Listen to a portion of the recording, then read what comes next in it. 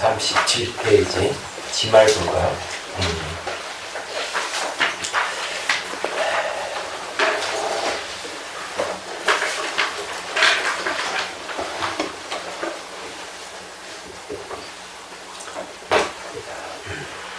27번 그 번호부터 읽을게요. 인연을 깨닫지 못했기 때문에 마음과 경계의 분별이 확실하게 나눠지지 않는 세 가지 미시한 깨닫지 못한 모습이 생긴다. 인연을 깨닫지 못했다는 게 이제 바로 무지를 얘기하죠. 무지에 의해 가지고 무명에 의해 가지고 제가 미시한 깨닫지 못한 모습이 나온다 그랬습니다. 이 세 가지 미시한 모습은 항상 깨닫지 못한 마음과 함께 있다. 첫째는 무명업상이다. 연기의 무상을 자각하지 못하기 때문에 잘못된 기억인 망념이 생기고 망념에 따라 마음이 움직이기에 업이라고 한다. 그래서 여기서 이제 주객 미분이라고 했죠. 주관객관이 나눠지지 않는 상태에서 마음 움직임이 바로 이 업입니다. 그래서 원효 스님께서도 업을 동야라 해서 움직일 동자, 동이라고 이렇게 했습니다. 연기를 자극하게 되면 망념을 따르는 움직임이 없다. 망념을 따르는 움직임으로 괴로움이 있다. 결과가 원인을 벗어나지 않기 때문이다. 이것은 앞에 제가 얘기했듯이 그러니까 혹, 업, 고 그걸 그대로 얘기를 하고 있습니다. 거기서 벗어나는 건 없어요. 이 마음이 움직이지 않는다는 게 아주 중요해요. 그래서 도인들을 새 눈에 구린 눈동자, 새로 만든 눈에 구린 눈동자라고 표현을 해요. 그 눈동자가 움직이지 않는다 이런 뜻입니다. 눈동자 움직이지 않는 것은 마음이 움직이지 않는다. 그런 마음의 본성은 움직이지 않아요. 부동입니다. 그래서 마음이 움직인다고 하는 것은 전부 다 무명에 의해 가지고 마음이 움직이지 않는 것이죠. 그럼 우리가 일상생활하는 건 전부 다 마음이 움직여서 일어나기 때문에 무명에 의해서 일어나는 마음의 현상이라고 봐야 되겠죠. 그래서 여기에 이제 고락하는 게 이 연기를 모르는 것은 미혹을 얘기하고 그에 따라서 마음이 움직이는 것을 업이라고 그러고 마음이 이제 움직임에 의해서 나타나는 괴로움을 이제 얘기를 하는 거죠. 그래서 고가 원인을 벗어나지 않기 때문이다. 이렇게 얘기하는 겁니다. 자, 둘째, 능전상이다. 능전상, 전상이라고 하는데요. 능이 보는 모습입니다. 자, 이 망념을 따르는 움직임이 있기 때문에 망념의 내용을 볼 수 있는 것이다. 만약 움직이지 않는다면 보는 것도 없다. 결국 가서 여기는 주관이 나타나는 걸 이야기합니다. 결국 마음의 움직임이 있기 때문에 이제 보는 마음이 생겨서 사물을 본다는 건데 실제로 보는 건 있는데 보여지는 것은 존재하지 않습니다. 그래서 셋째는 경계상이다. 보는 능전상이 있기 때문에 보이는 대상인 경계도 허망하게 나타난다. 보는 것이 없으면 경계도 없다. 그래서 이제 대상이 있어서 보는 게 아니고 내가 보기 때문에 대상이 존재한다는 얘기예요. 이게 이제 중요한 이야기죠. 우리는 내 밖에 따로 대상이 있어서 본다고 생각을 하는데 사실은 그 대상이라 하는 걸 알고 보면은 이 경계상 자기 마음이에요. 마음이기 때문에 마음이 마음을 보는 겁니다. 그래서 내가 보기 때문에 나타나는 것은 자기 마음이 경계의 모습으로 나타난다 이런 얘기예요. 자, 이걸 이제 그림으로 한번 그려볼게요.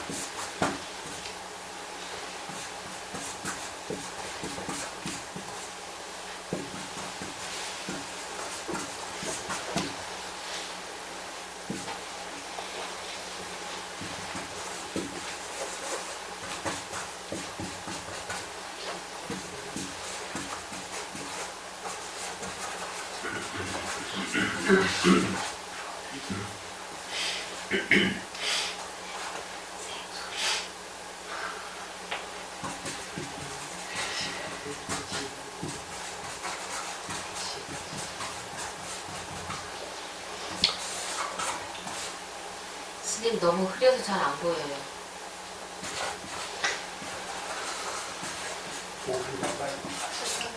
잘 안 보여요? 펜을 치고 있습니다. 예? 펜이. 여기다 아래.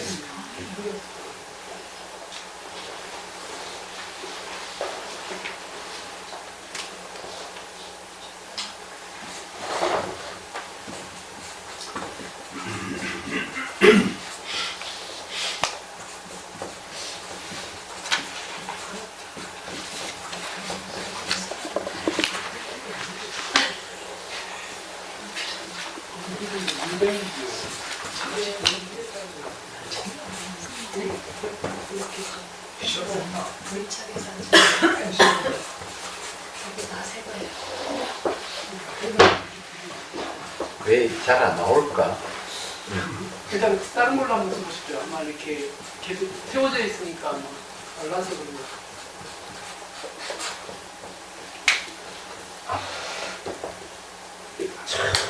난제네.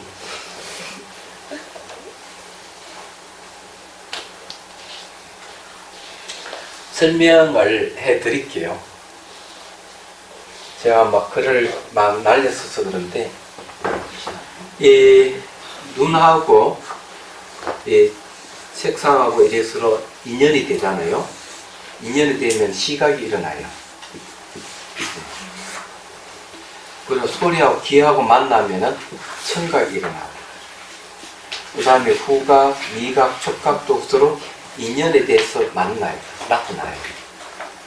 그러면은 다시 시각이 눈을 통해서 색상을 보고, 청각이 귀를 통해서 소리를 듣고, 후각이 코를 통해서 이 냄새를 맡고, 미각은 혀를 통해서 맛을 보고, 촉각은 이제 몸을 통해 촉감을 느껴요. 그러면 거기에 이제 정보가, 이렇게 나타난 정보가 뭘 얘기하는 법입니다. 법은 마치 개념과 같아요. 얘기하잖아요. 그리고 이 정보는 이 삼자의 만남에서 일어나는 겁니다. 내 안에서 일어나는 거죠. 그걸 누가 보느냐? 의식이 보고 네, 의식을 보고. 그런데 이제 여기서 얘기하는 거는 색, 성향, 미, 촉, 법, 이것이 알고 보면은 아리아식 경계상이라는 거죠. 이 아리아식 경계상이 바로 색성향 미촉 법으로 나타나는 겁니다. 얘기하죠. 그러면은 이거 전체가 이거 다 이렇게 전체가 뭐냐면 이 아리아식이 여기서는 아레야 또는 아리아 다 같은 이야기입니다. 아리아식이 이건 전체가 우주이기도 해요. 얘기하죠. 그리고 이제 의식이 이걸 보고 있으면은 뒤에 말라식이 있는데 요거는 의식은 전념이에요. 전념이 후념이거든요. 네, 뒤투자 후념이고 말라식은 전념입니다. 그래서 요 사이는 이제 요 사이는 덕무관년이라고 얘기하는 사이가 없죠. 덕무관년인데 앞 생각이 사라지면은 여기 이제 말라식이 되고 뒤에 일어나면은 바로 의식이 되는 거예요. 얘기하죠. 그럼 이제 그 뒤에 이제 뭐가 있는가 하면은 업상, 전상, 경계상이 있는 거예요. 얘기하자면.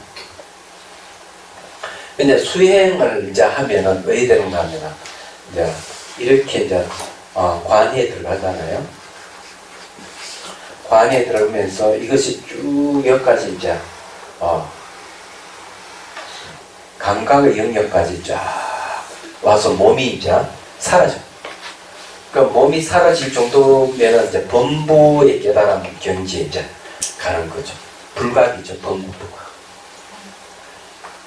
그러면서 이제 몸이 사라지고 난 다음에 이제 의식의 영역으로 들어오는 겁니다. 이제 여기에서 여기까지는 몸의 영역인데 이제 여기까지 여기 들어가면 이제 의식의 영역으로 들어오는 거죠. 몸이 사라지고 난 다음에 의식 영역으로 들어가도 역시 감각은 시각, 청각, 후감의 촉각, 감각은 다 있어요. 그리고 이제 거기에 일어나는 여러 가지 각가지 생각들, 이 생각이 이게 이제 법이 되는 겁니다. 그러면 이제 이놈을 다시 또 의식이 알아차림하면서 이 의식이 수행 주체예요. 여기 수행 주체입니다. 수행 주체가 의식입니다. 그래서 이걸 쭉 관찰을 하면서 이제 상사각으로 오는 거죠. 상사각은 이제 최상의 초지 경지까지 오는 겁니다. 그 여기서 이제 관찰이 여기까지 쭉 가가지고 다시 이제 안쪽으로 들어가는 거죠. 안쪽으로 들어가는 이제 말라식부터 해가지고 여기 이제 말라식은 이제 제2지부터는 2지부터 해서 7지까지 갑니다. 네, 7지까지. 네. 7지까지 가거든요. 7지 영역까지는 이게 이제 여기서부터는 수분각이거든요. 자기 능력에 따라 깨달음을 얻는 것이죠. 이제 관하는 게 이쪽으로 쭉 오면서 요거 이제 의식의 묘관찰지로 벌써 묘관찰의 지혜입니다. 묘관찰지가 생깁니다. 이때 상사가 얻게 되면 그러면 묘관찰지가 말라식을 뭘로 바꾸는 건 평등 성질을 바꿔요. 평등한 성품의 지혜를 바꿉니다. 근데 말라식을 지나면 이제 아라이식 영역인데 제일 먼저 경계상으로 들어가죠. 그 요 색자지지라는 거 팔지보가의 경지. 그 다음 여기에서 능견상을 이제 소멸시킵니다. 소멸시키면 이거는 구지가 되겠습니다. 구지 경지. 능견상에서 업상을 제거하면 십지가 돼요. 예. 십지에서 이제 아리아식 마지막 근본 무명을 이제 제거하게 되면 이제 구경각이 각심촉이 신무초상이 해가지고 이제 이렇게 되면은 이 아리아식이 뭘로 바뀌는가? 대원경지로 바뀌어요. 간단하게 이제 이렇게 이제 얘기를 할 수가 있는데 중요한 거는 의식이 묘관찰을 길을 바뀌면서 의식에 의해 가지고 전부 다 의식이 묘관찰지 해가지고 편동성지, 대원경지. 그 다음에 이제 이 아리아식이 대원경지를 바뀌잖아요. 그리고 경계상이 뭡니까? 경계상이 아리아식이잖아요. 경계상이 아리아식이 대원경이 바뀌어버리면은 그 다음에 이제 시각, 청각, 호각, 미각, 촉각 이것들이 전부 다 성소작주를 바뀝니다.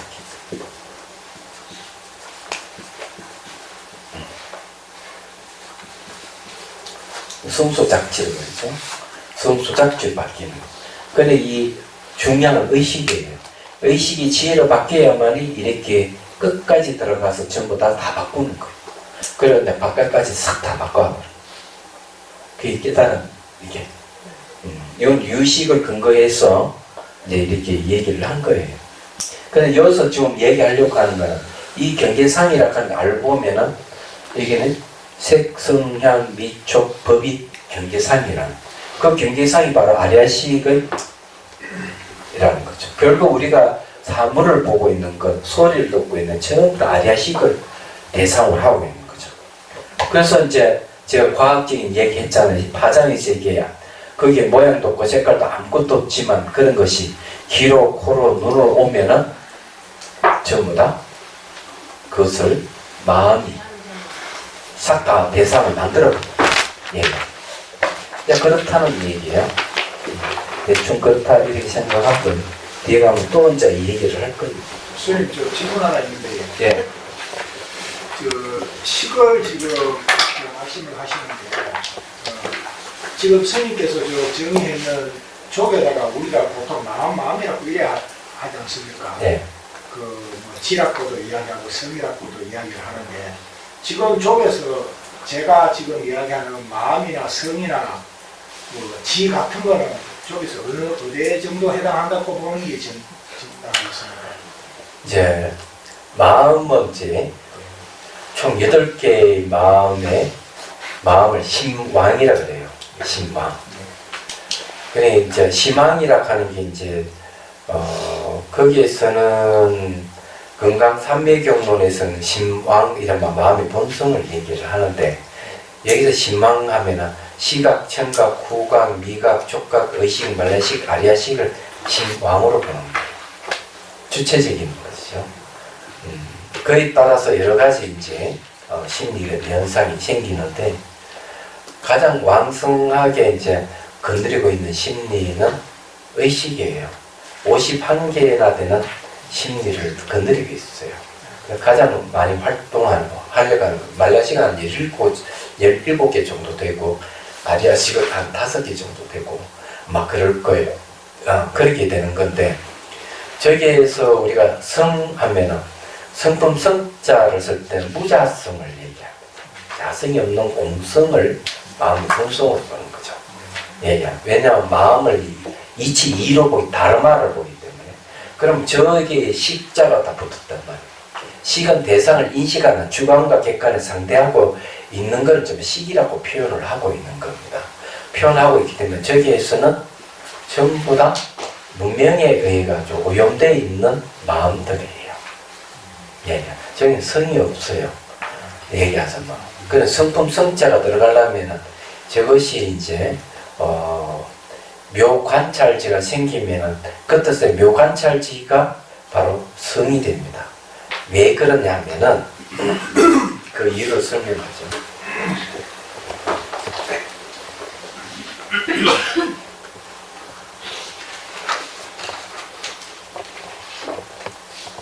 자, 이제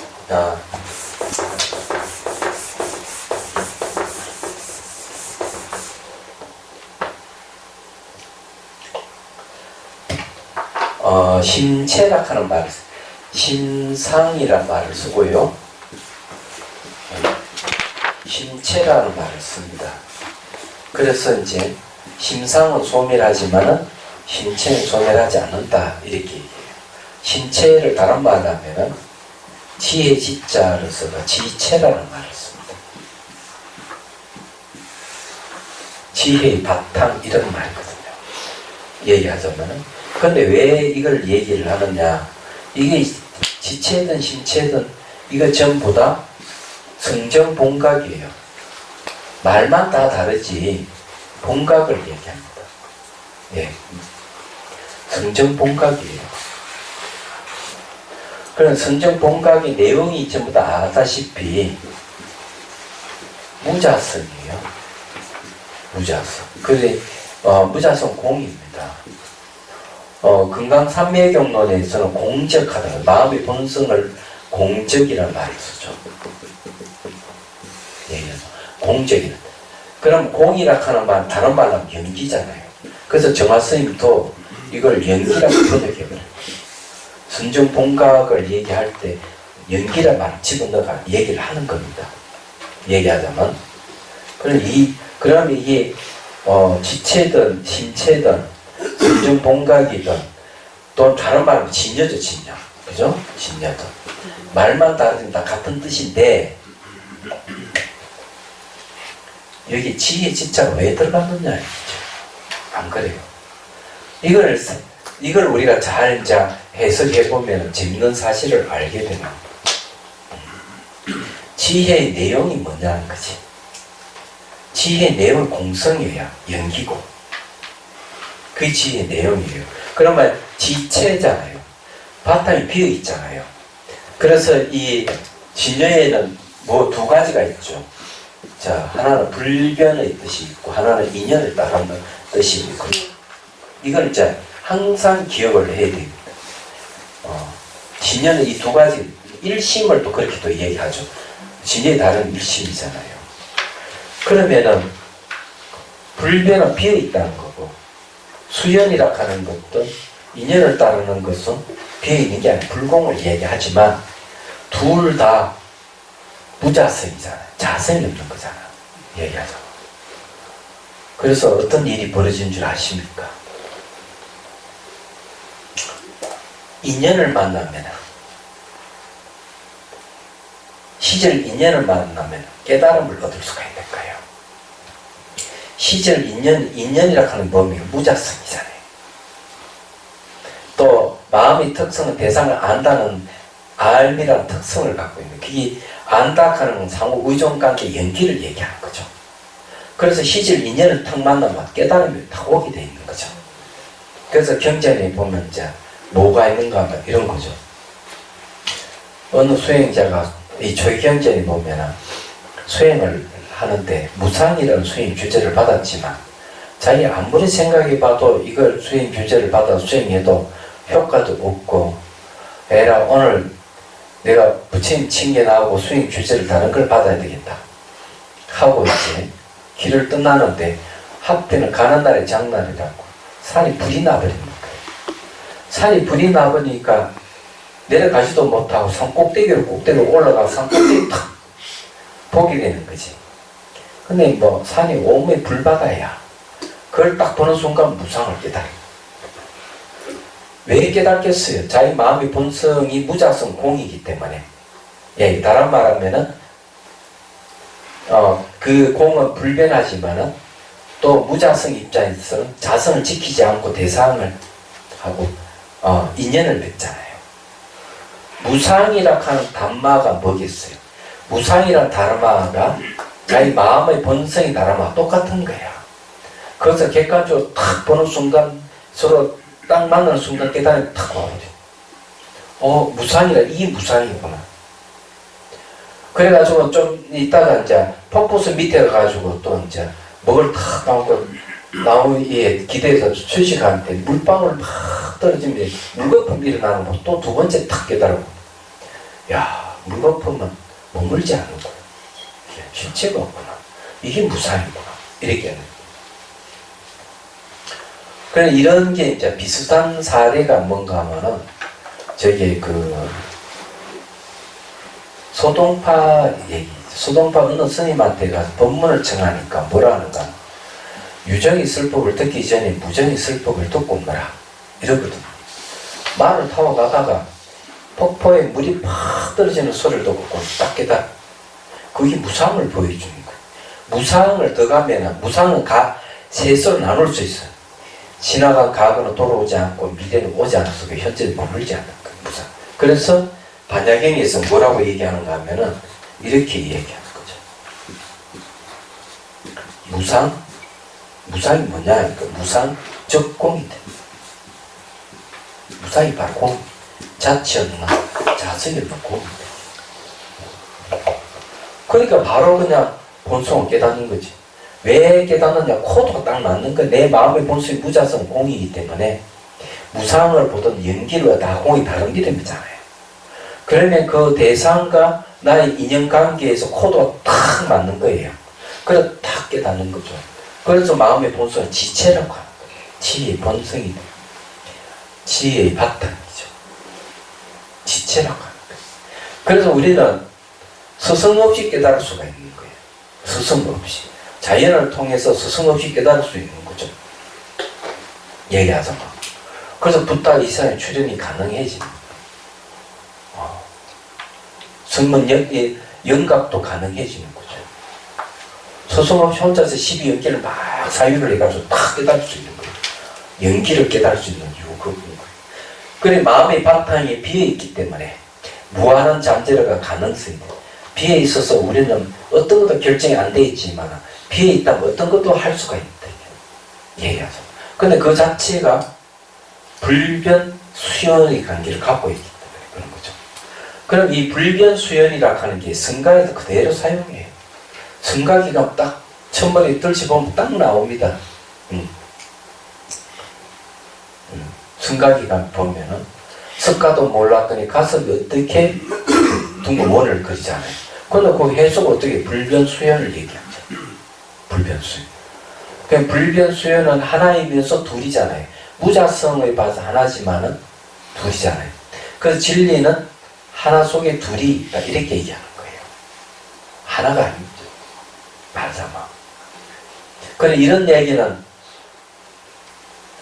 우리 어떻게는 별로 효력이 없는 같이 들리지만은 그 달라이 라마 성경을 이야기하다 하는 책에 보면은 달라이 라마 스님 어디 가는가 하면은 영국에 가요. 영국 가톨릭에서 초청한 거예요. 갔더니 막 성경 강의해 달래. 그래 존자님이 성경 강의를 해요. 그래 많은 가톨릭 신자들이 감탄을 하고 눈물을 흘리고 자기들이 성경을 공부하면서 몰랐던 사실을 스님 입에서 제대로 해석을 들으니까 자기도 몰랐던 걸 알게 되니까 얼마나 반갑겠어. 그런데 문제는 법문이 끝나면 꼭 토론을 한단 말이에요. 그러니 한 크리스찬이 이렇게 얘기를 해요. 그 읽어보면 그런 얘기 나와요. 저는 이랬고 후가 어렵고 이래 해서 기독교와 불교는 하나입니다. 이러니까 달라이 라마 스님이 딱 듣고 하나입니다. 맞죠? 하고 이제 그걸 인정을 받으려 하잖아요. 그 달라이 라마 스님이 뭐라 그랬는 줄 아세요? 다양성은 존중해야 합니다. 딱 한마디로 그냥 한 방에 날려버리죠. 이게 뭡니까? 다양성은 존중해야 된다는 거예요. 일적다 다적일이잖아요. 하나가 곧 다양성이고 다양성이 곧 하나라는 얘기죠. 하나 속에 둘이 있다는 말 똑같잖아요. 수연이 뭡니까? 수연이 이게 다양성이잖아요. 요즘 말 하면 인연을 따른다가 다양한 걸 얘기하는 거죠. 불변은 하나잖아요. 그러니까 이 하나 속에 둘이 있다고 하는 이 하나와 다양성은 적을 하는 거죠. 이거는 연기 다른 이름입니다. 일적다 다적일은 법성계에 다 나오는 이야기고 법계를 그렇게 표현하고 연기를 그렇게 표현하잖아요. 그래서 얘기를 하자면 그런 거예요. 마음이 다르마예요. 불변수연이란 다르마란 말이에요. 얘기한다. 일적다 다적일이에요. 연기라 하는 거는 연기를 해석하면 상호 의존이라 하는 말 그런 뜻이죠. 여러분들이 제가 가장 충격적인 이야기를 언제 들었는가 하면 저게 실상사에서 한번 이제 그 세미나가 열리고 토론이 열렸어요. 저도 주제 발표를 하나 했지요. 그런데 그래서 한 스님이 뭐라고 얘기하는가 하면은 깨달음이라는 사회에 아무 소용이 없다 이래버렸어요. 깨달음이라는 건 사회에 소용이 없다 이게야. 이거는 그 스님은 사회운동을 하시는 스님들 아무짝에도 사회에 쓸모가 없대 깨달음이라는 게. 그냥 충격을 받았죠 대중들이 얘기하죠. 그런데 저는 그것을 해석을 우리가 잘 해야 되고 이해를 좀 잘 해드리지 않을까. 깨달음의 뜻이라는 게 공성의 뜻이, 공의 뜻이 깨달음의 뜻이에요. 대승기신론에 나와요. 놀랍게도. 그게 아마 해동소에 나오는가. 공의 뜻이 깨달음의 뜻이라고 원효 스님께서 이 대승기를 주석할 때 그렇게 얘기를 해요. 연기가 깨달음의 뜻이라는 거죠. 얘기하죠. 내가 연기를 안다고 한다면 이 깨달음이라는 거. 그것은 내가 머리를 이해해도 그 지혜라고. 지혜의 다른 이름 깨달음이에요. 학철되어 완전한 건 아니더라도 지혜가 생겼다 그러면 그게 깨달음이에요. 그러면 그 진짜 연기 이치를 떨어내놓으면 사회운동을 멋지게 할 수 있잖아요. 그래서 그 스님은 깨달으면 아무 소용이 없다고 했을 때 제가 해석이라든지 이해의 문제라고 저는 생각했던 거죠. 그만큼 우리 스님들이 이 이해하는 게 깨달음이라든 연기를 이해하는 폭이 좁다는 얘기예요. 이것은. 이것을 사회에 대입해서 볼 수 있어야 되거든요. 달라이 라마 스님이 바로 쓰잖아요. 다양성을 존중해야 됩니다. 그게 깨달은 내용을 바로 얘기해요. 멋지잖아요. 근데 왜 우리는 그거 못해요? 말은 안 나. 그래서 이제 하나 속에 둘이 있다. 진열학하는 하나 속에 불변과 수연이라는 둘이 있다. 또는 일심 이문. 일심에는 생멸하는 거와 생멸을 하지 않는 게 있다. 심진여와 심생멸. 이렇게 얘기해요. 무조건 하나만 주장하게 되면은 심각한 문제가 봉착하게 되죠. 그게 이제 바로 이런 겁니다. 기독교인들이 흔히 얘기하는 거는 그래 연기 우리 인정한다. 그렇지만은 궁극적인 원인이 없으면 안 된다 이게야. 궁극적인 원인이 있습니다. 최초의 원인이 있어야 돼. 최초의 원인이 뭘까? 하나님. 얘기하죠. 뭐 말에 모순 있잖아요. 연기라 하는 말은 처음과 끝이 없다는 소리예요. 얘기하자면 서로 상호 의존 관계를 갖고 있는 것은 처음과 끝이 없음을 얘기하는 겁니다. 처음과 끝이 없음을 얘기하는데 최초의 원인을 얘기해요. 최초의 원인에서 모든 게 다 나왔다 이게야. 그래서 마치 연기를 인정해 주는 채 하면서 연기를 깔아뭉개버려. 이 말은 뭔가 연기라 하는 게 그 사람은 이해를 못하고요. 연기를 제대로 이해를 하면 최초의 원인을 얘기를 못하는 거죠. 그럼 최초의 원인은 어떤 얘기인가? 이런 겁니다. 이 최초의 원인에서 모든 게 나왔기 때문에 조건, 그러니까 연이 필요 없다. 입만 있으면 된다. 이런 뜻이거든요. 말이 안 되는 거죠. 아이가 태어나는데 아버지 한 사람만 있으면 된다. 그러나 어머니 한 사람만 있으면 아니 아이가 태어나는 남자만 있으면 된다든지 여자 하나만 있으면 된다. 이런 식이야. 상호 의존이라 하는 말은 그런 뜻이 아니라고 얘기하죠. 남여라 하는 상호 의존 관계를 가질 때 결혼을 하게 되면 아이가 생기는 게 당연한 건데 최초의 원인 한 가지만 이야기하면 남여 중에 한 사람만 있으면 된다 이런 소리거든요. 그건 이치에 안 맞는 이야기죠. 그런 걸 이제 중론에서나 조익경제에서 뭘 얘기하는가? 사후 분별을 얘기하는 자생, 타생, 자타생, 무인생을 얘기하는 자생, 스스로 자생할 생자 써요. 그걸 살펴보면 우리는 스스로 자기 힘에 의해서 좀 살아가고 있느냐? 아니잖아요. 부모로부터 우리 태어났거든요. 자생 아니에요. 타생. 네가 다른 부모, 나와 관계되는 부모가 아니라 나와 관계없는 다른 부모에 의해서 내가 태어났느냐 얘기죠. 타생이에요. 그럴 리가 없잖아요. 만일에 타생을 인정한다면 어디 되는 줄 압니까? 요 찻잔에도 애가 태어나야 돼요. 잘 생각해 보면 자기 아무 관계 없는 데서 뭐가 생기게 되는 거거든. 얘기하자면. 그 다음에 자타생. 자기인과 다른 부모의 힘이 서로 합작해서 태어나는 얘기야. 아니잖아요. 자생 부정되고 타생 부정되면 자타생도 자와 타가 결합되어 있는 생도 부정되는 거죠. 네 번째, 우리는 원인 없이 태어났느냐, 무인생이냐, 하늘에서 갑자기 팍 생기가 땅에 빡 솟았거나 그랬느냐 얘기죠. 그런 거 없잖아요. 부모에 의해서. 그러면 결과수는 자생, 타생, 자타생, 무인생이라고 하는 것을 인정하는 거나 자성이 있다는 걸 인정하는 건데, 그래서 아무리 논리적으로 이게 분석을 해봐도 자생, 타생, 자타생, 무인생은 존재 안 하는 거예요. 이런 사고 분별을 통해서 무자성 공을 확 드러내. 모든 건 연기다 얘기죠. 연기가 공성이 다른 이름입니다. 그 기독교에서는 이제 닭과 달걀을 이야기해서 무엇이 먼저냐, 그래서 이제 창조론을 많이 얘기하거든요. 그걸 연기적으로 얘기하면 어떻게 얘기할 수 있을까요? 닭과 달걀 문제는 먼저냐는 시각으로 보면은 그거는 대답이 없는 거야.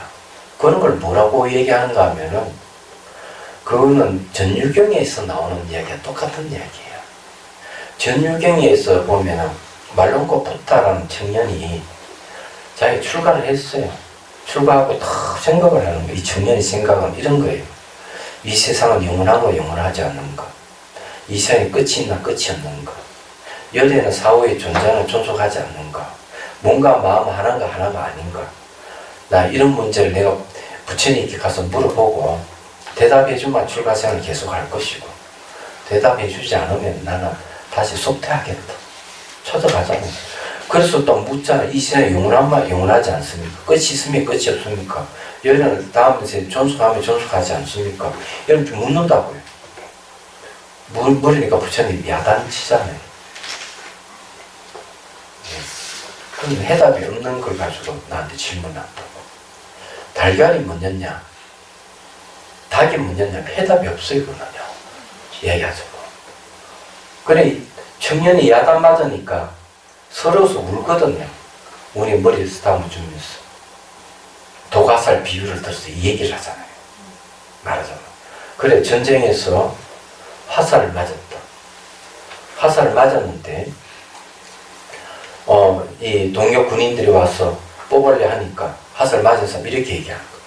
이 화살이 적군이 쐈는지 아군이 쐈는지 알아야 되고, 남자가 쐈는지 여자가 쐈는지 알아야 되겠고, 기트는 뭘로 이루어져 있고, 화살 때는 촉은 뭘로 이루어지는지 알기 전에 뽑지 말아라. 말이 되는 얘기지. 그럼 죽어버리잖아요.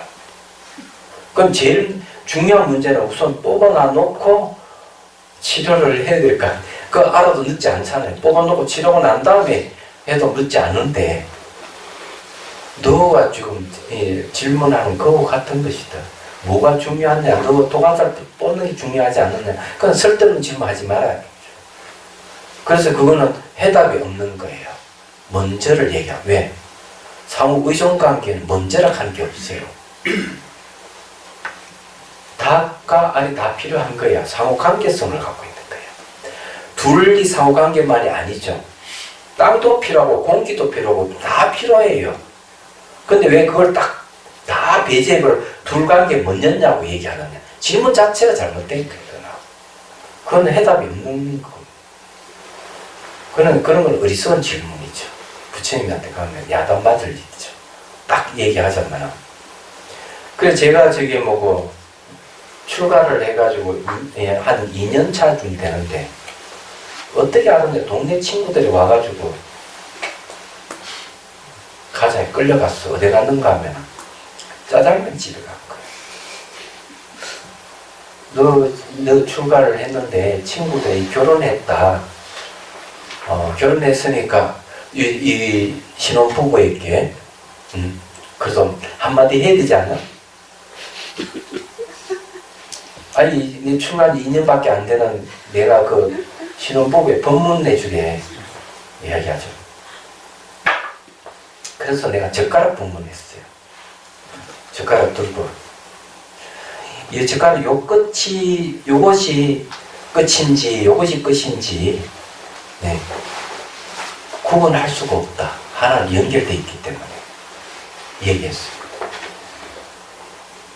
그래서 요것이 끝인지 여기 끝인지 여기 처음이고 여기 끝인지 여기 처음이고 여기 끝인지 이게 어떻게 결정할 수 있는가? 서로 연결되어 있는데 부부라 하는 것도 알고 보면은 둘이면서 하나하고 하나면서 둘인 상태이기 때문에 이 이치를 잘 알면은 당신들은 100년 해로 한다고 얘기했어요. 2년 만에 또 터졌어요. 네? 2년 만에 또 터졌어요. 제가 머리 빠지도록 굉장히 공부 많이 한 사람이에요.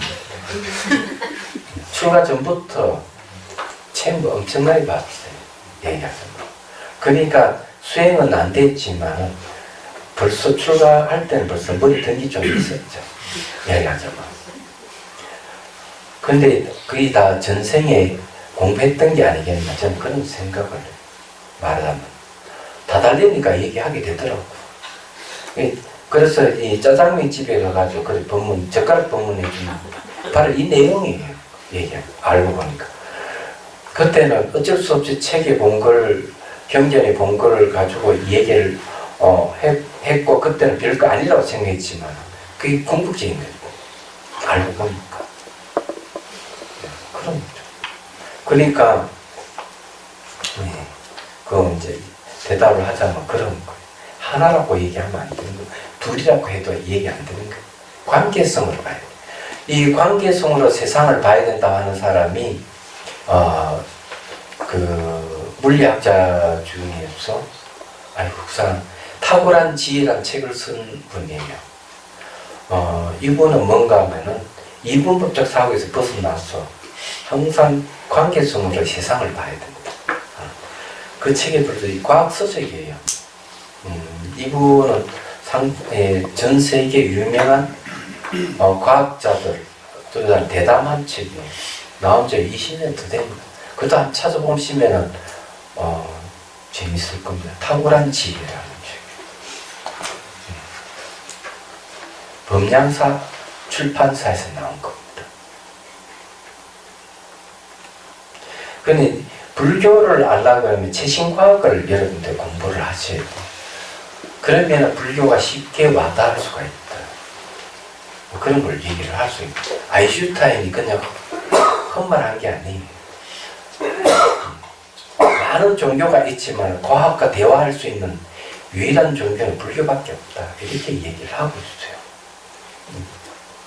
있어요. 그럴 정도예요. 그리고 이제 람비가 아인슈타인의 편지를 보내서 신에 대한 거. 그러니까 신에 부정해버려요. 아인슈타인. 알아보면. 그 이제 인터넷 찾아보면 나옵니다. 찾아보면 이 아인슈타인에 대한 얘기가 나와요. 달라이 라마 스님 얘기를 하자면 거의 뭐 한 3, 40년 전이겠죠. 과학자들하고 대화를 하겠다 이러니까 미국에서 전화가 스님 과학자들하고 대화하시면 안 됩니다. 과학은 종교를 파괴합니다. 그랬어요. 그럼 그 종교는 기독교를 얘기하는 거죠.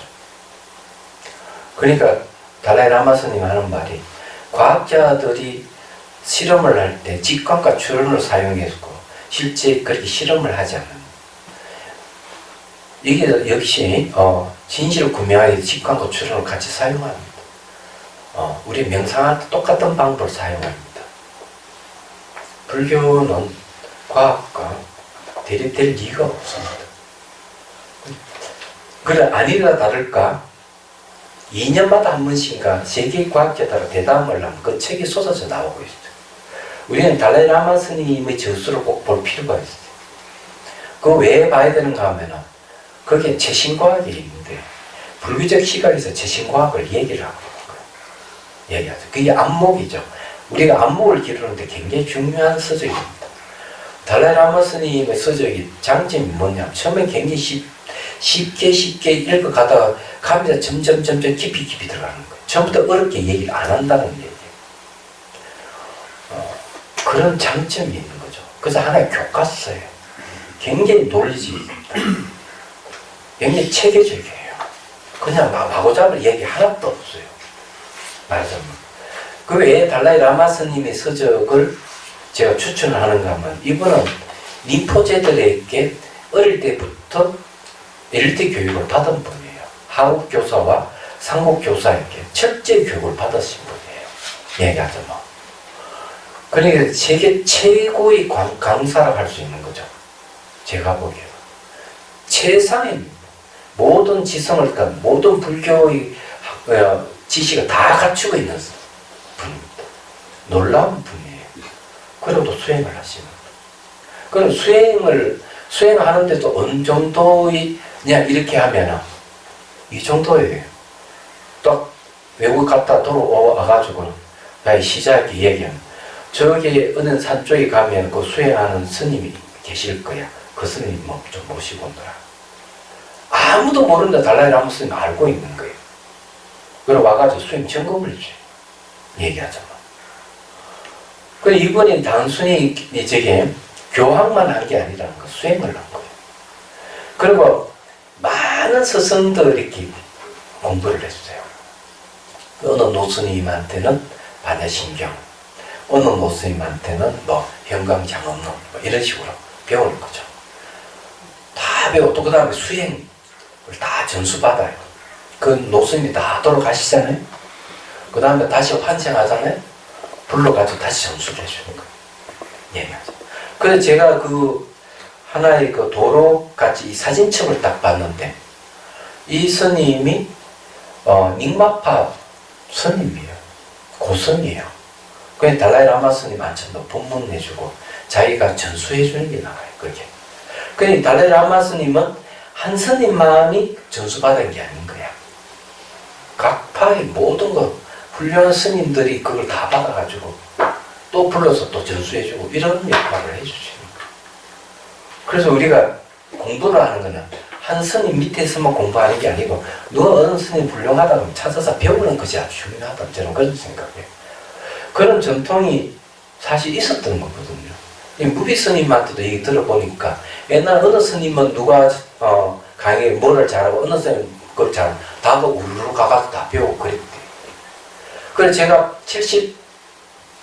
77년도인가 78년도 기억이 안 나지만 가능 노스님 모시고 어디서 배웠는가만 저기서 동화사에서 60, 30수 강의를 들었어요.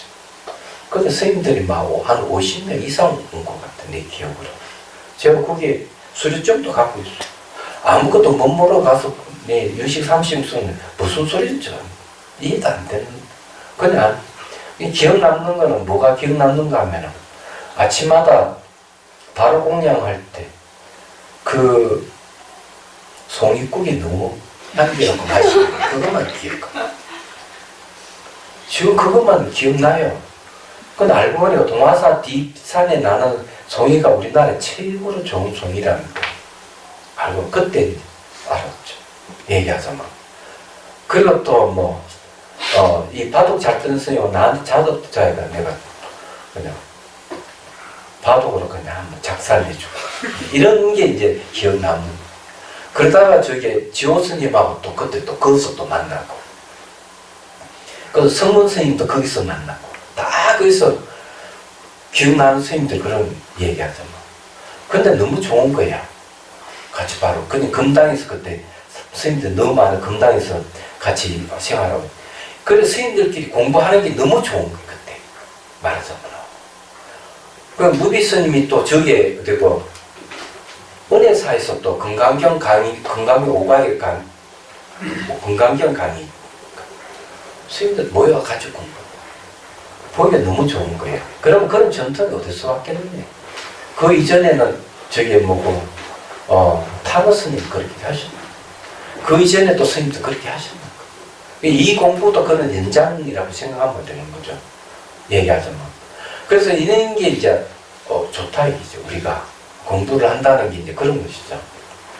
저는 이 대선 기신론으로 인정받은 사람이에요.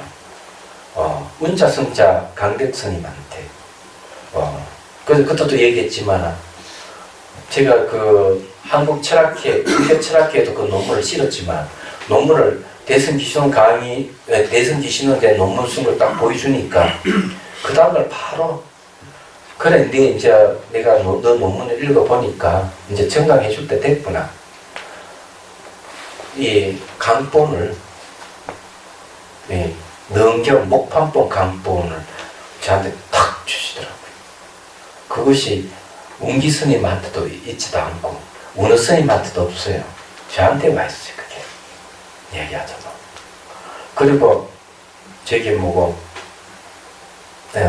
박한영 스님, 한영 스님, 저희 스승님이 스승님이잖아요.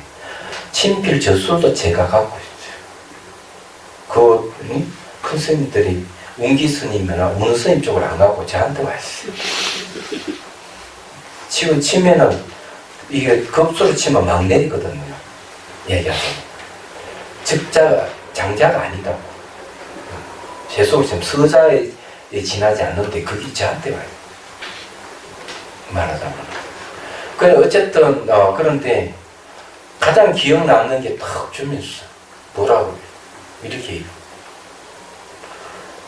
전통적으로 내려오는 강사는 대학 교수하고 다르다. 대학 교수는 왜 다르냐 물으니까 대학 교수는 자기 전공 과목 외에는 잘 모른다. 그렇지만은 전통 강사는 초기 불교부터 해가 대성, 소성, 선문 이리까지 다 강의할 수 있어야 된다. 그게 뭐 멀티플레이예요. 놀라운 일이에요, 그게. 근데 얼마큼 놀라운가 하면은 운기 스님 같은 분 누가 질문을 하면 그래 그거 칠판 여기서 끝까지 한문으로 그걸 쫙 적었어 봐 이거야 하고 딱 얘기합니다. 기억력이 너무 좋아가지고. 그리고 옛날에 저기 그 신라 그 저기 순수비가 발견됐을 때 용호 스님이 누굴 되는 저기 강사의 그 스님 이름 진뭔데 두 분이 이제 가시는데 다른 스님이 뭐라고 스님 사전 가져가셔야 안 되겠습니까? 사전 여기 사전 가고 있는데 뭘 그냥 진버라는 스님 강사 스님 그것도 유명한 분이에요. 두 분이 가지고 그 신라진흥왕 순수비를 한번 쭉 보고 됐다 가자 돌아와가지고는 한지를 펴놓고 그냥 쫙 쓰는 한 번 보고 다 외워가지고 쓰십니까? 이게 강사야. 예, 상상도 안 되는 거죠. 우리는 급제도 안 돼요. 옛날에 얼마나 그 공부를 했느냐 얘기죠. 최남선 씨가 용호 스님한테 스님 우리 금강산 유람 마음을 하시죠. 그래. 두 분이 이제 가는데 하인에게 최남선 씨가 하인에게 뭘 지기를 위해 먹을 거 딱딱 쥐고 이제 가면 그럼 물어 최남선 막 물으면 그거는 이렇고 저거는 또 막 얘기하면 최남선 씨가 그걸 계속 기록했다는 거죠. 너무 많이 아시니까 박한영 선생님께 너무 많이 아시니까 어찌했느냐 길 마을역에 가는 이게 비슷하게 하는 선생님 저 내용 아십니까? 알지? 딱 이래야 됩니다. 보이지도 않고. 근데 이 영호 스님이 대단하신 분이 그런 상상할 수 없는 거죠. 그래 그 밑에 운기 스님, 운어 스님, 운성 스님 세 분이 정강 제자가 나왔잖아요. 이야기하자면. 그런데 이제 운성 스님 밑에 이 정강 제자들이 가장 힘이 약해요. 얘기하자면 생각해 보시면 아시겠지만 운기 스님 밑에 해남 스님이 있는 걸로 알고 있습니다. 그리고 이제 운어 스님 밑에 기라성 같은 이 대강백들이 막 쏟아져 나왔잖아요. 얘기하자면. 근데 제가 아주 금방진 소리를 했어요. 운자 성자 스님께서 제가 딱 이렇게 스님 저한테 정강해 주시면은 이 가문을 제가 빛내드리겠습니다. 그랬어요. 금방지게. 정말이에요. 내가 왜 그런 소리 했는지 모르겠어요. 근데 이 노스님께서 관심을 매우 가져주신 거는 사실이에요. 제가 강의하면은 마루 위에서 딱 듣고 있다가 불러요. 부르면서 얘기를 합니다. 너 강의를 들어보니까 이래 한데 이렇게 강의를 해야 된다고. 그런 식으로 하면 하긴데 알아듣지 못할 뿐만 아니라 너 힘만 들어서 안 된다고. 이것도 이렇게 얘기를 해주시는 거예요. 노스님께서. 노스님 80이 넘어서 우리 정강을 받았거든요. 그때 이제 일기스님하고 저하고 두 사람 정강을 받았죠. 그 이후에 이제 지호스님하고 원순 스님하고 그 다음에 정화스님이 정강. 정화스님은 정강 받을 마음이 없었어요. 수도암에서 원순 스님 정강 받는다고 축하로 이제 정화스님이 왔어요. 그러니까 그때 지금 입적하신 방장스님 일주일에 계실 때니까 아이고 자네 와서 자네는 그냥 정강 받지. 송강스님 다 그러니까 정화스님 어쩔 수 없이 인상을 팍 자기는 정강 받을 생각을 안 하고 왔는데 절제 정강 받겠습니다. 근데 알고 보면 이 5명의 정강 계좌 중에서 정화스님이 가장 실력이 있는 분이에요. 네. 발군의 실력을 가진 우리는 잽도 안 돼요. 그 스님하고 얘기해 보면. 선방에도 오래 다녔지만 교하고는 굉장히 깊이가 있고 그런 거거든요. 근데 어떤 정도냐 하면 한 번은 저기 공간 넘어 수의연구실에서 학자들이 와가 저보고 강의를 좀 해달라고 요청을 왔어요. 옆에 정화스님 나는 바쁘고 그러니까 저 스님한테 부탁을 드려봐라고. 근데 정화스님 오케이. 한 달에 한 번 그 공간 넘어 수의연구실에 가서 강의하는데 그게 좀 학자들이에요. 대상들이. 완전히 분위기를 다 바꾸고 다 불자 만들었다고 좀 우스운 얘기고 불교에 관심을 갖게 만들었죠. 분위기를 완전히 일진시켜가지고. 그게 좀 내노라는 학자들이 신진 학자들이 굉장히 많았거든요. 그건 지금도 한 달에 한 번 가서 강의를 해주고 그게 얘기하지만 근데 정화스님 아주 고급 언어를 쓰고 그렇거든요. 그런데 어쨌든 그렇다는 걸 이제 얘기를 하는 거고 좀 제 얘기해서 미안합니다. 그리고 이제 그 얘기가 그런 얘기 약간 강사하고 교수 다른 점을 얘기해요. 그래서 얘기가 뭘 얘기하는가 하면은 어째서 그렇습니까? 하니까 부처님 법은 하나를 알면 천이고 만이고 다 깨뚫는 것이다. 이 해통이거든요. 그렇기 때문에 어떤 그것이든 다 강의할 수가 있어야 된다. 이런 얘기를 했던 거예요. 그래서 생각해 보니까 참 아득하더라고요. 그 얘기 들으니까. 나는 실력도 안 되는데 어찌하지? 그래 뭘 얘기하는가 하면 너는 앞으로 10년을 강의를 할 때는 학인들 할 때는 학인들께 배운다고 생각하고 강의를 하는 거고 10년이 지나야 비로소 너가 강의한다고 할 수 있을 것이다. 근데 지금 와서 생각해 보니까 그 말씀도 맞지만은 학인생들이 평생을 강의를 하면서 평생을 배운다고 생각하는 게 전 맞다고 생각합니다. 얘기하죠. 저는 지금도 끊임없이 저는 이 부처님 법을 공부를 하면서 계속 공부를 제 정신적 수준이 계속 높아져 가고 있다고. 한 번도 게을리하지 않아요. 지금도.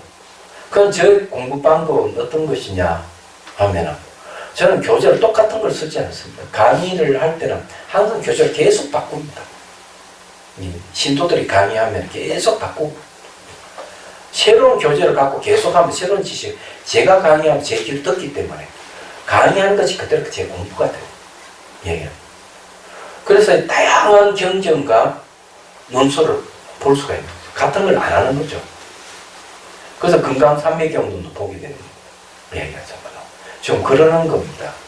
그래서 제일 잘하는 것은 대승기신론인데 옛날에 십몇 년 전에 했던 것보다 지금 강의하는 것이 훨씬 더 정확성이 있고 더 수준이 높다는 거죠.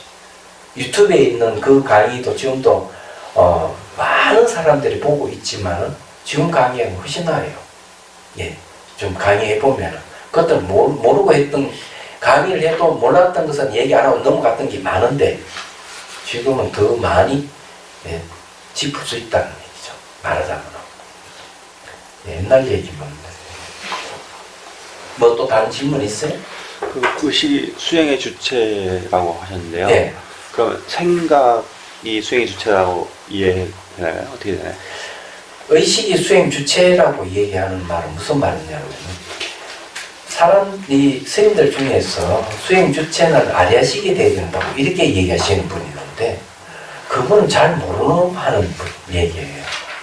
말라식과 아리아식은 잠재의식입니다. 잠재되어 있는 것은 결과를 낼 수 있는 힘이 없어요. 수행 주체는 못 되는 거죠.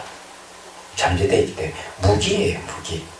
없음것자 기록일제. 그렇기 때문에 그건 드러나지 않는다. 그 다음에 감각은 매 순간 바뀌어요. 매 순간 바뀌기 때문에 수행 결과를 낼 수 있는 힘이 없어요. 그냥 오로지 의식만이 가능한 거예요. 의식은 분명하게 지속성을 갖고 있고 또 인과의 성격을 갖고 있어요. 그냥 참속한다는 거죠. 그리고 이제 그렇기 때문에 수행 주체가 될 수 있는 거예요. 그리고 이제 괴로움에 대한 명확하게 이 괴로움에 대한 반성할 수 있는 힘이 있는 거죠. 그게 수행 주체가 될 수밖에 없는 의식이. 그럼 생각은 뭐냐? 의식의 작용이에요.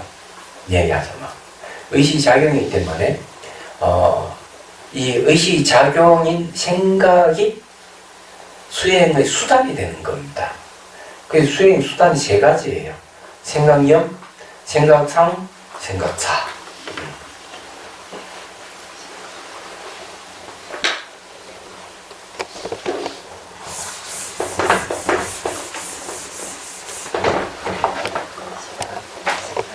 자, 생각형.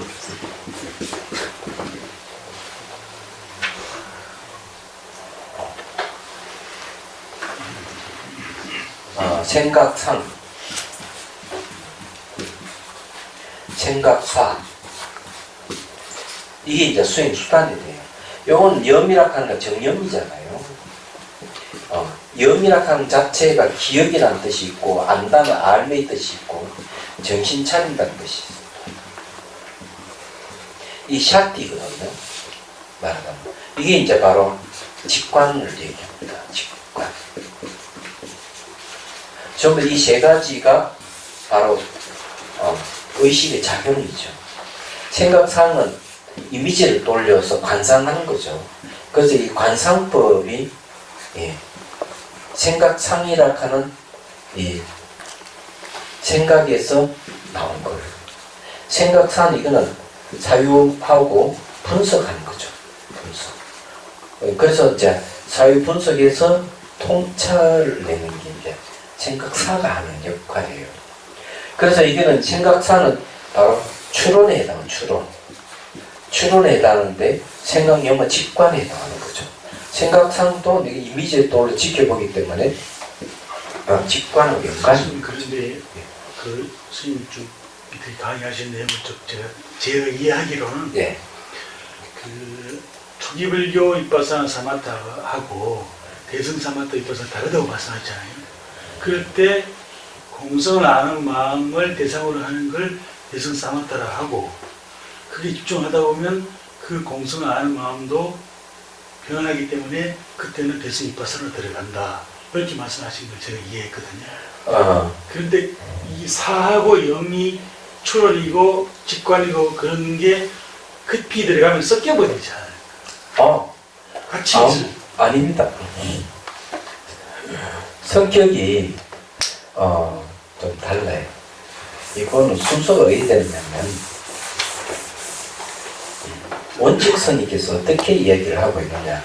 대성 사마타의 대상은요, 이파사나의 마음이 대성 사마타의 대상이 돼요. 공성이라고, 공성을 알고 있는 그 마음. 이파사나의 마음이 대성 사마타의 대상이 되는 겁니다. 근데 여기 이제 원칙선님께서 뭘 얘기하는가 하면 이렇게 얘기합니다. 무상, 고, 무아. 이것은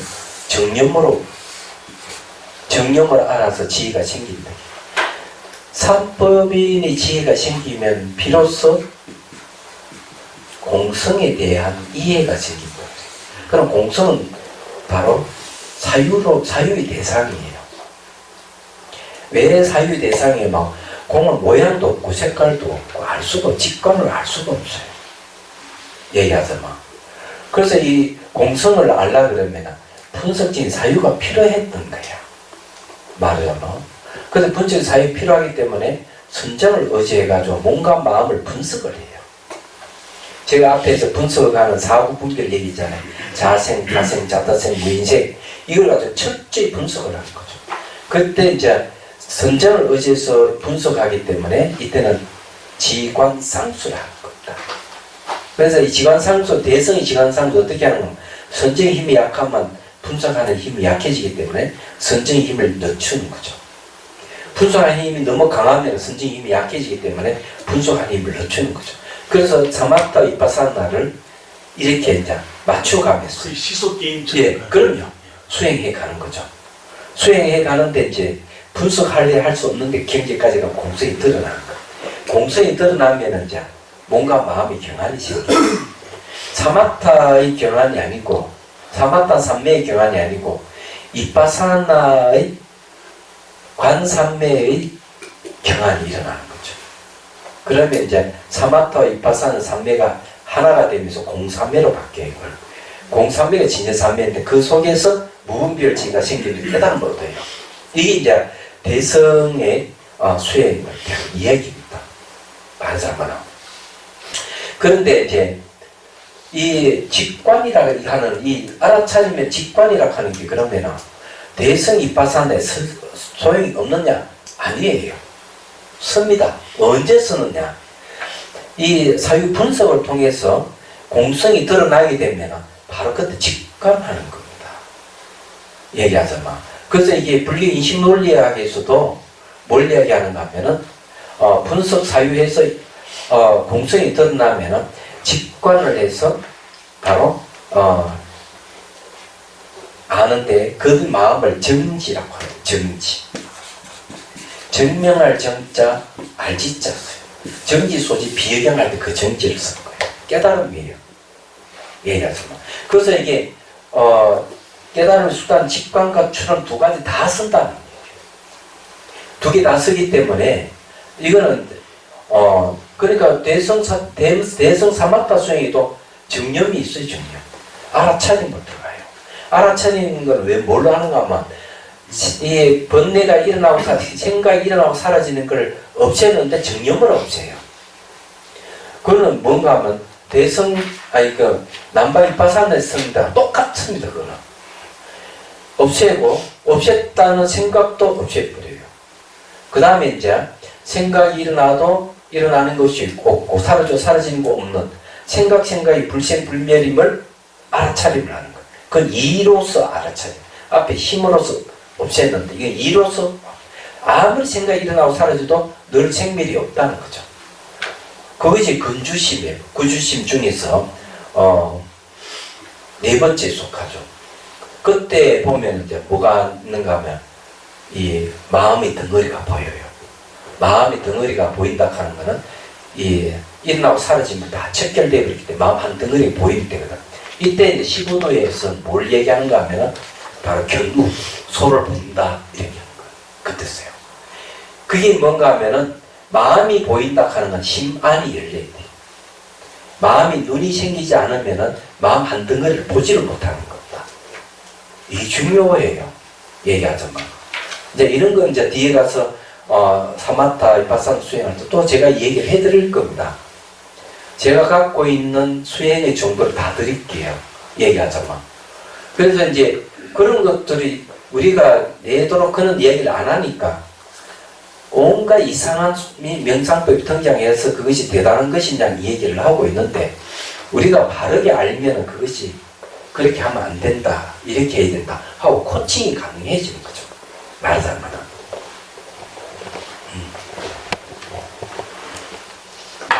마음이 눈이 생긴다 그러면 그게 뭔지 잘 모르시죠? 어떤 게 마음이 눈이 생긴 줄 아는 줄 아십니까? 여러분 혹시 입 안이 보이는 분 계세요? 아무도 없죠. 심안이 안 열렸다는 거. 그러면 여러분들이 등 뒤가 보입니까? 머리 뒤쪽 보이고 안 보이죠? 심안이 안 열렸다는 거. 저는 머리부터 발까지 다 보여요. 문밖도 요 밖도 다 보여요. 싹 다. 자비선사 주변도 다. 내가 다녔던 동네는 다 볼 수가 있어요. 달랑산로도 다 보여요. 지금 앉았어.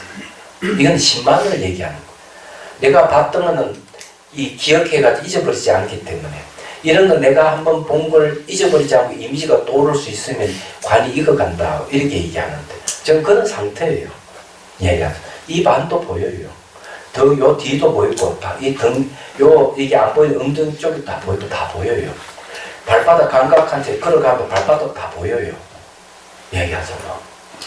그거는 오래전 수행을 해야 됩니다. 계속 단련을 해야 돼요. 얘기하잖아. 물론 육안으로 보이듯이 보이는 것과 다릅니다. 똑같진 않아요. 얘기하잖아.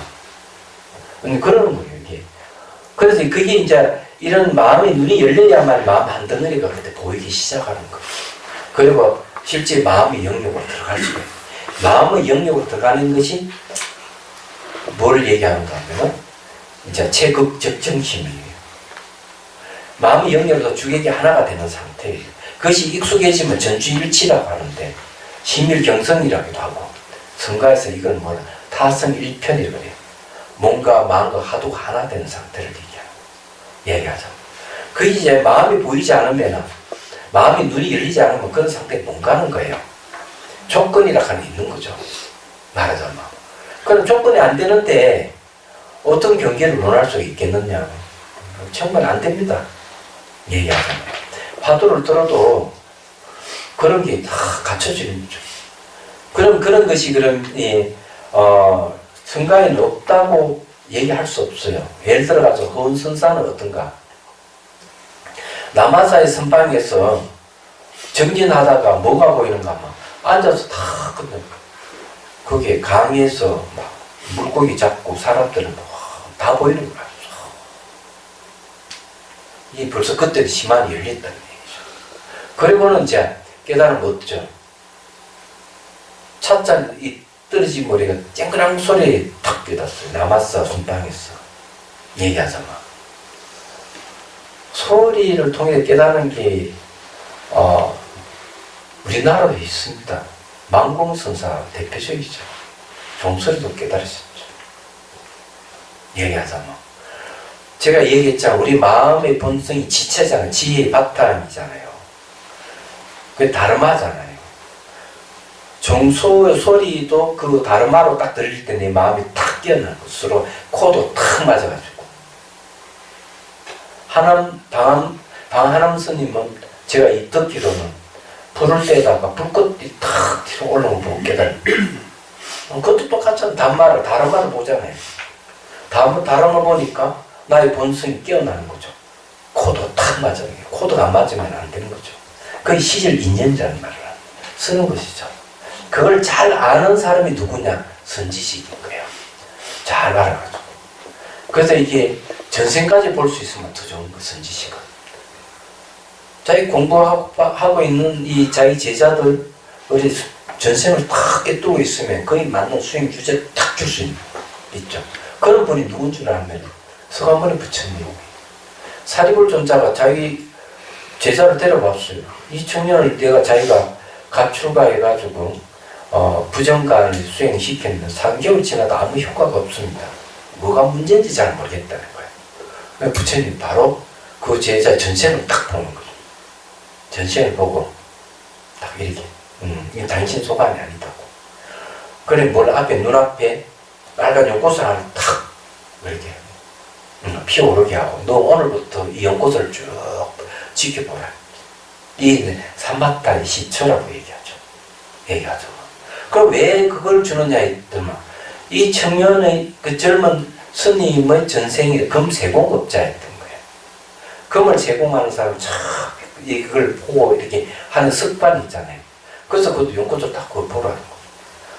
하루, 이틀, 3일 계속 지나다가 이제 지켜보는 힘이 이제 근기가 좀 됐다 싶으면 부처님께서 탁 해가 연꽃 시들게 시드는 순간 무상을 깨닫는 거죠. 청년이.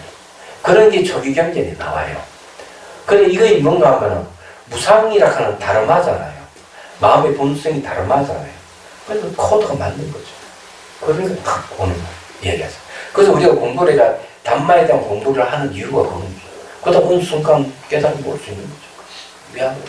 그 수성을 선지식 잘 만나면 말 한마디 딱 깨닫는 은하에 대우한다는 말 그래서 나온 거예요.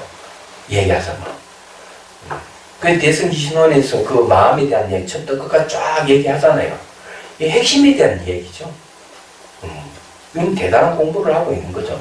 이 공부를 하면 이제 다른 경전이나 뭐 논술을 봐도 이해력이 빨리 오는 거죠. 그래서 이 공부를 한단 말이에요. 예. 아니 쓸데없는 얘기만 하고 진전을 나가야 되는데요. 수행 주체가 의식이라고 얘기하는 날 명상 깨달음을 원하다 책에 보면 제가 다 얘기해놨습니다. 그게 자 6조 3을 봅시다. 좀 한 10분만 공부하고 그죠? 끝내도록 하죠. 네, 너무 길게 하면 힘드니까 오늘 좀 힘든 사람을 만났어요. 덥다가 지쳐가 눈 감고 있어. 그래서 보냈어.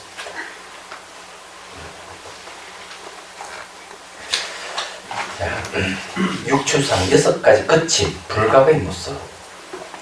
보이는 경계가 나타났기 때문에 보이는 경계는 바로 아리아식 경계상입니다. 그게 실제 눈으로 보이듯이 보이는 거죠. 이 경계상들이에요. 때문에 그에 따라 마음과 경계의 분별이 분명한 6가지 깨닫지 못한 모습이 생겨난다. 첫째는 지상. 지상이 말라식입니다. 왜 지자를 쓰느냐? 이 말라식은 잠재되어 있는 상태지만은 분석하는 힘이 있어요. 잠재되어 있는데 분별하는 힘이죠. 아리아식을 자라고 생각하는 거예요. 아리아식의 특히 아리아식의 능견상을 자라고 생각하는 거죠. 경계상을 내 것이라고 생각해요. 아소라고 생각하는 거예요. 아와 아소로 생각하는 거죠. 네, 지상이에요. 그게 지상이다.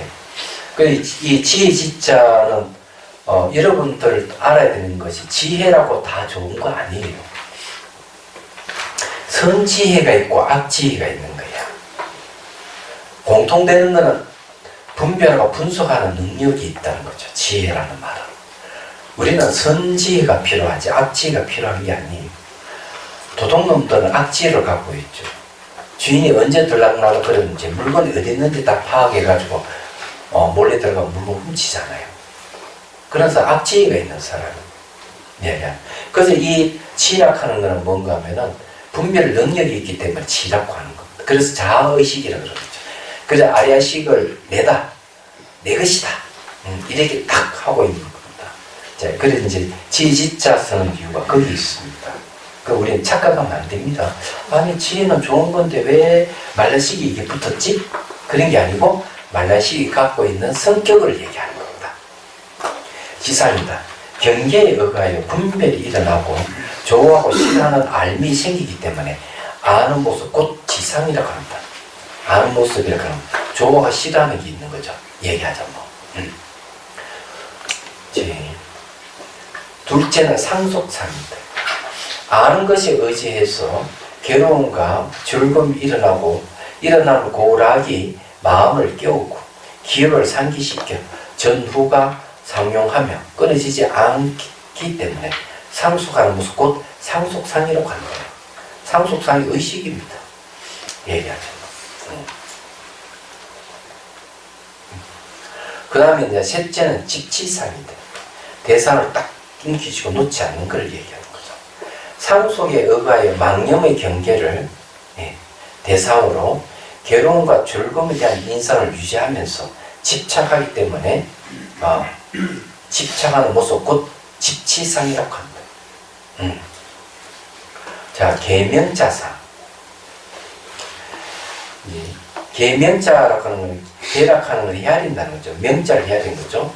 허망한 집착에 의하여 거짓된 이름을 지어 분별하는 모습을 계명자상이라고 합니다.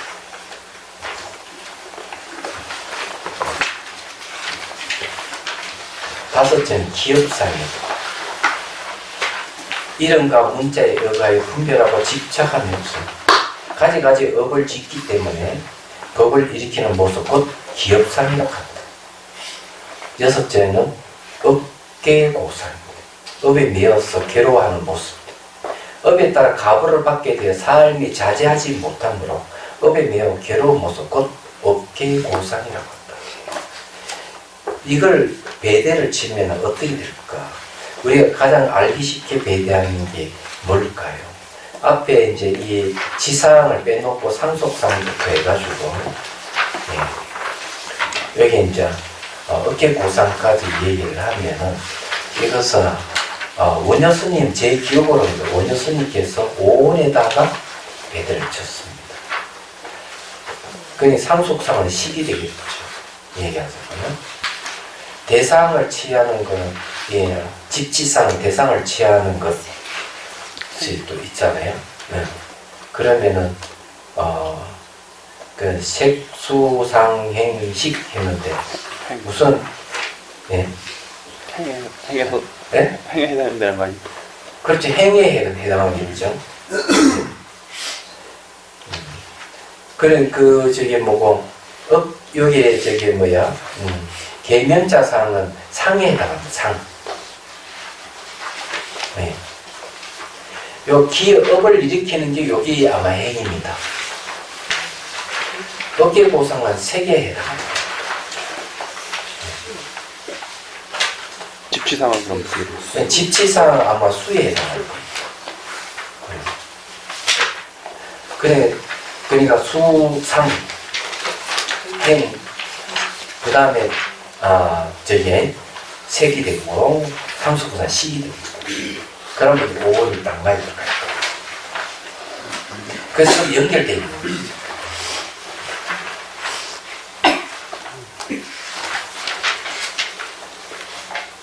기업사가 업을 일으키는 것은 행입니다. 행이 뭡니까? 행온이 업입니다. 조작이죠. 얘기하자면. 그리고 업계고사는 결과이기 때문에 이거는 세계에 해당합니다. 그 다음 계명자상은 뭡니까? 상입니다. 생각상은 뭐를 얘기하는가 하면은 대상에 대해서 이미지를 일으켜가지고 개념화하는 거죠. 이게 명자가 들어가는 거죠. 그 다음에 집치상은 상을 취하는 건 뭘 이야기하는가 하면 감수작용입니다. 그렇게 보는 거예요. 그렇게 보면은 이 서로 연결되어 있다고 생각할 수 있죠. 자, 오원에 대해서 이 얘기를 좀 하죠.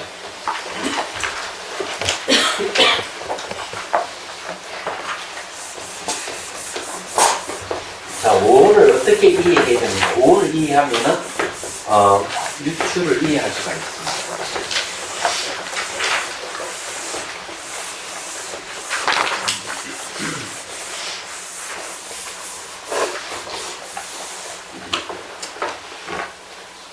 제가 하도 많이 써서 안 쓰려고 해서 자꾸 쓰게 되니 이것도 업인가 봐.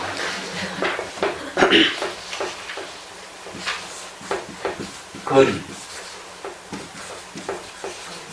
경, 시. 이거는 육건, 육경, 육지. 이건 다 아시죠? 건하는 거는 감각기관입니다. 병가는 거는, 요거는 이제 자연계이죠. 자연계에 다 통하는 거죠. 우리 보이고 듣고 하는 거. 식은 이제, 여기에는 이제 6개가 있죠. 네. 시각, 청각, 후각, 미각, 촉각, 의식까지. 이게 이제 마음이죠. 인식하는 마음입니다. 요 3자가 만나야 돼요. 그래서 이게 마음이 감각기관을 의지해서 경계를 보는 거죠. 얘기하자면. 그래서 이게 3자가 딱 이렇게 만나면은 접촉할 때 촉이라는 심리가 일어나요. 접촉에 하면 그 다음에 이제 경각심이 일으키는 작이라는 심리가 일어나요. 그 다음 심리가 일어나는 게 뭔가 하면은 감수작용이 일어나요. 그 다음에 이제 표상작용이 일어나요. 표상작용이 일어나면 그 다음에 행이 일어납니다. 행. 이건 의지작용이기도 하고 생각사일 수도 있어요. 생각사입니다. 다른 말은 보통 이걸 사업법이라고 얘기를 하죠. 그 다음에 이제 뭐가 일어나면 판단작용이 일어납니다. 식이죠. 판단작용 식이 딱 생기면 다시 경이 하고 딱 연계가 됩니다. 3자가 또 탁 만나 또 촉이 딱 일어납니다.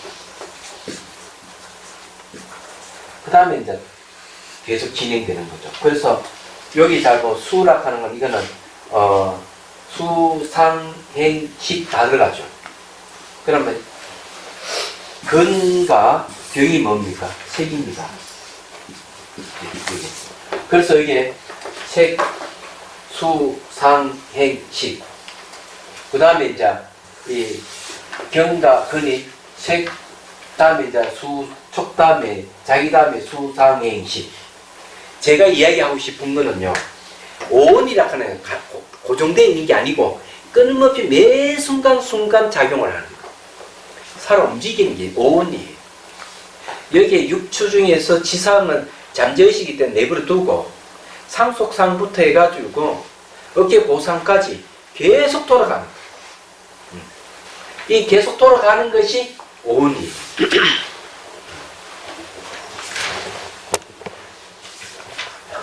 이해가 되시죠? 오온이 윤회하는 거네. 네? 오온이 윤회하는 거예요? 이렇게 오온이 계속 윤회하는 거죠. 저게 이제 지금 매 순간 이제 작용하는 거지. 그걸 윤회라고 해요. 윤회를 하기는 좀 뭐라 하지만 마음의 흐름이지. 얘기하자면 저것이 오온이 뭔가 전 우주가 오온입니다. 온 우주가 저 자연계가 들어가 있잖아요. 인식 대상이 파도거든요. 전이 한 덩어리 우주 한 덩어리가 오온이라는 펼치면 12처라도 또 펼치면 18개가 되는 거죠. 그걸 이제 다른 말로 하면 법계가 되는 거죠. 생각해보면. 색수사행식 촉이 계속 돌아가는 거잖아요. 그걸 계속 돌아가는 거예요. 계속 순간순간 매 순간 저서 벗어나는 게 없어요.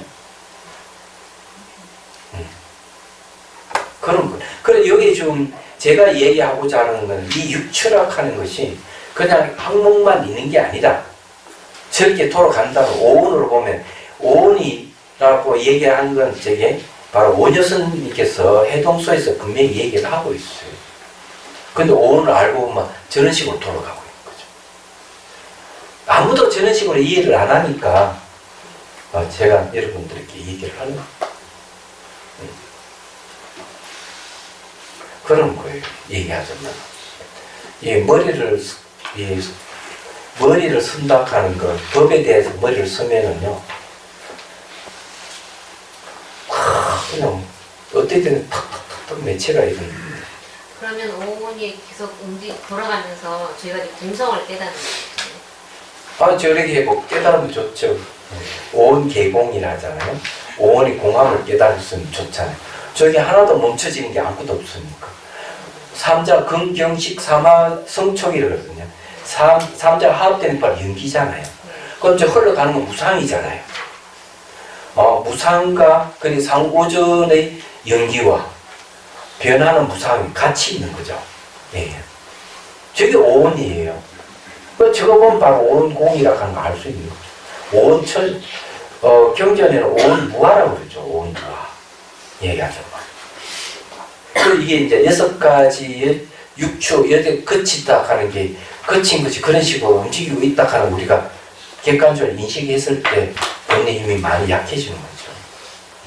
그럼 저게 금에 의해서 식이 일어나는 거예요? 식에 의해서 금이? 시계에 의해서? 예, 식이 먼저 주어가 되는 겁니까? 아니면 금이? 아, 저기요? 예. 아닙니다. 저기에 이제 보면은 경하는 게 있잖아요. 예. 그 경은 바로 아리아식의 경계상이죠. 그죠? 저 건한 거 있잖아요. 이 육체잖아요. 이거 누가 만든 줄 아세요? 아리아식이 만들었어요. 그래 해심일경에 보면 시민식 상품이 막 이렇게 나와 있어요. 이제 요즘식으로 좀 하면은 이런 정자와 난자의 46개의 염색체가 있는데 그걸 해요. 반분하거든요. 그걸 뭐라 하는데 난자의 26개, 23개, 정자의 23개의 염색체가 딱 그 반으로 분할해가 두 개 탁 만나요. 탁 만나는데 그것을 그냥 보통 이제 거기에는 정과 혈이란 말을 쓰지 요즘 말하면 난자와 정자거든요. 딱 만나면은 그걸 가지고 아리아식이 육체를 만들어요. 건을 만들어요. 육체를 만들어 놓고는 아리아식이 어떻게 하면 거기에는 아타나 시기로 얘기했어요. 아타나 시기 육체를 만들어 놓고 육체 속에 탁 의지하고 있는 거예요. 얘기하잖아. 그런데 재밌는 거는 말이죠. 제가 지금 최근에 책을 하나 산 게 뭐가 몸은 알고 있다. 트라우마에 대한 얘기예요. 책이 두꺼운데. 몸이 알고 있다 하는 말은 육담심을 얘기합니다. 다르게 얘기하면 머리부터 발끝까지 그냥 아리아식이에요. 나아가서 경계까지 다 아리아식이에요. 온 우주가 아리아식입니다. 그렇게 보는 거죠. 여기서 얘기하자면 우리는 그렇게 공부를 안 하잖아요. 안 하고 잘 생각해 보면 그런 거예요. 이렇게. 경계상도 눈이 보이 들리는 이 세계 그걸 얘기를 하고 있고 육체도 알고 보니까 아리아식이 만들었고 아리아식은 유식에서는 아리아식 속에 있는 수많은 종자가 발현돼서 나타나는 이 세계를 이루고 있다. 이렇게 얘기하는 거예요. 근데 대성기신론에 종자선 없어요. 그죠? 그 유사하게 얘기를 하고 있죠. 그러니까 전 우주라고 얘기하잖아요. 아리아식이 우주예요. 그래서 저기 보면 식도 아리아식에서 탄생한 놈이고 견도 아리아식의 모습이고 즉 이 몸뚱아리도 아리아식에서 나온 거예요. 이게 대단한 거죠. 이게. 그래 이게 여러분들 유식 공부를 해보면 재밌어요. 여기서 그 얘기를 하는 겁니다. 그래 이걸 이해하려고 그러면 앞에 제가 얘기했잖아요. 이 세계를 파장으로 생각해 보십시오. 과학자들이 파장이 눈으로 오고 귀로 오고 이랬을 때 보고 듣고 하는데 전부 다 마음이 다 만든 거죠. 모양, 색깔, 냄새, 소리. 세계는 이 과학자들이 말한다면 이 세계는 모양도 없고 색깔도 없고 냄새도 없고 소리도 없는 세계인데 그래서 마음이 만든다는 얘기죠. 예. 이 부피감 하지만 부피가 뭐가 있는 게 아니고 감각이 진실이죠. 서로 전자기력이 밀내게 딱딱함이 있고 부피감이 있을 뿐이죠. 실제로는 변하잖아요. 그래서 뭐가 변하는가 하면 논술에서는 이렇게 얘기합니다. 눈에 보이는 것 다 진실이 아니다. 사마에 가서 신기루를 보는 것 같이 이 세계는 신기루 같이 실체가 없는 것이다. 그래서 눈에서 보면 꽃 자체 성품이 있는 같이 고정되어 있고 분리 스스로 존재하는 같이 보이지만 의식으로 분석해 보면은 그런 건 존재하지 않는다. 이렇게 그래서 분석이 필요한 거예요. 이 분석이 필요한 특히 대성불기의 분석은 뭐냐면 꽁 했을 때 눈에 보이 들리는 이 세 개까지 분석을 하기 때문에 그래요. 아궁하는 거는 이 세 개에 대한 분석이 없어요. 그냥 이 무상고 무와 삼법인 지혜를 얻는 데 그치죠. 그리고 열반에 들어가는 체중이 목적을 하는데 대성은 복궁까지 얘기하는 거예요. 그래서 분석이 됐어요. 그래서 이게 대성 불교에서는 뭐가 발달하는가 하면 불교 인식 논리학이 발달하는 거예요. 그런 정념을 잘 보여주는 게 티베트 불교예요. 티베트 불교의 체인이라 해가지고 손뼉 탁 치가 이렇게 한 사람 안고 스인 사람 질문을 던지잖아요. 전부 인명 논리예요. 불교 인식 논리학에서 다 하는 거죠. 그게 전부 이빠사나에 들어가는 겁니다. 이제 그런 연습을 했을 때 나는 수행에 딱 들어갔을 때 이제 뭔가 막 분석할 때 바로 그것이 작용하는 거예요. 말하고 우리는 그런 걸 안 하잖아요. 그건 저희 스승님의 스승님께서 불교 인식 논리학의 번역서도 있다고 하는 거. 인명의 번역서도 있어요. 그 교재를 썼어요. 벌써 그때.